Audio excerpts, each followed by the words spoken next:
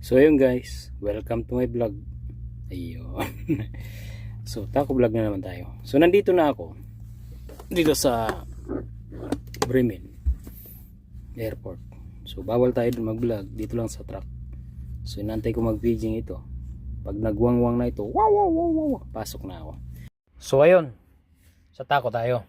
Alright. So pindutin natin ito. Ito yung monitor natin dito sa dashboard. So yung drive natin ngayon 8 hours. So yan 8 hours ang driving natin ngayong araw na to. So ngayon papakita ko sa inyo yung natitira ko 2 hours. Yan yung 2 hours remaining. Kasi ngayong linggo na ito nagamit ko na yung isa.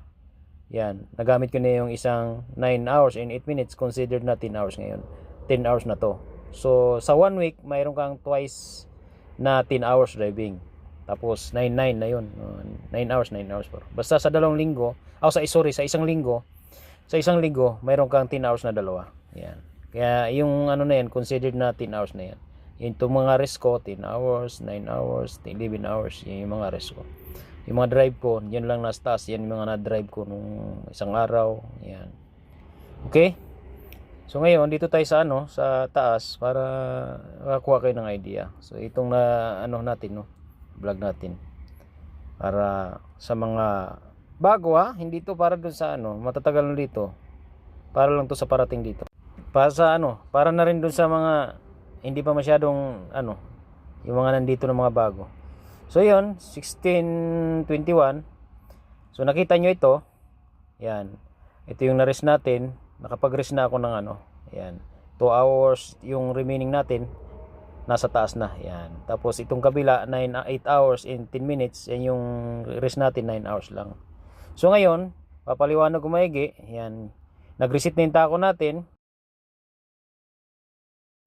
Nakita nyo itong yung nasa baba. Ito yung working time natin na 5 hours natitira. Yung driving naman natin, nag-reset yung taco natin kasi may 10 hours pa tayong isa. Yan yung 2 hours. Yan yung natitira. So yun Yun, yung kumikindat sa kaliwa, yung yan sa kaliwa, rest natin yan. Ngayong araw to, 9 hours lang. So yun, palibasa may na tayo, task, yung 78 kilometro, ikakarga ko daw sa Sabado yan.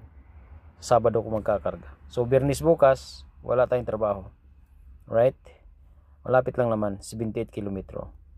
So ganun ang diskarte pagka wala mga vlog natin, short lang. Mga ganun lang. Mayroon akong mahabang vlog sa YouTube. Ang YouTube channel ko. Sana makasubscribe din kayo. Ito yung second channel ko. Switch account tayo. Ito yung switch account. Ito yung pinakamin ko naman. Yan si Lolito World Tracker. Ito yung pinakamin ko. Yan. Nagla-live ako dito. May mga vlog din ako dito, lalo na sa mga mga kuanadaan. Mga vlog din ako dito. Pero mostly dito live.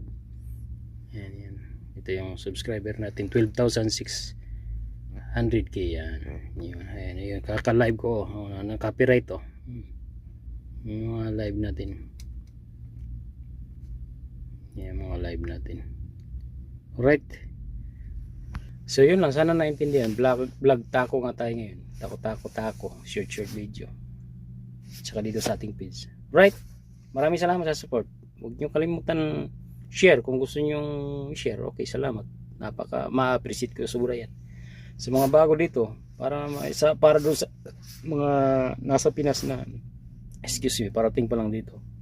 Para makakuha sila ng mga idea ba. May malilit na bagay lang na kunti-kunti. Makakatulong tayo, di ba? Shout out sa lahat ng viewer dito, mga trackers sa buong Europa. Ingat kayo palagi.